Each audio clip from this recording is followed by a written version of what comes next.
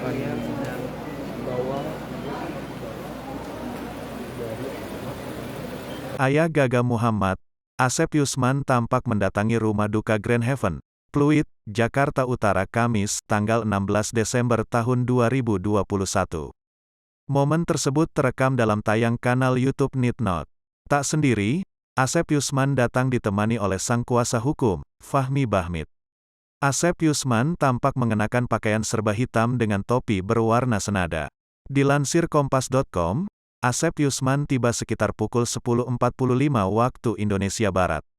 Ia masuk dengan nomor 107 saat mengisi buku tamu. Setelah mengisi buku tamu, Asep duduk di bangku yang telah disediakan.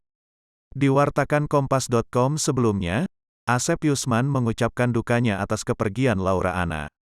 Melalui Fahmi Bahmit, Asep Yusman mengucapkan rasa dukanya atas kepergian Laura Anna. Asep berdoa agar Laura Anna diterima di sisi Tuhan serta keluarga yang ditinggalkan diberi ketabahan. Sampaikan rasa duka yang mendalam dari kami sekeluarga atas meninggalnya Edelenyi Laura Anna, tulis Asep melalui pesan singkat, Rabu, tanggal 15 Desember tahun 2021.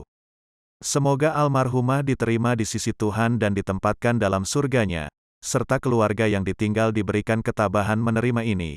Amin, tutur Asep dalam pesannya.